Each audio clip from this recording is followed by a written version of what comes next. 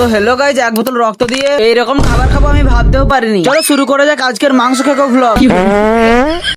তো গাইজ সকাল সকাল রোডের ধারে দাঁড়িয়ে থাকতে থাকতে দেখি যে আমাদের পার্সোনাল চার চাকাটা আমাদেরকে নিতে চলে এসেছে। তারপরে গাইজ মাঠ ঘাট বন জঙ্গল সবকিছু দেখতে দেখতে চলে আসলাম আমরা আমাদের হাসপাতালে।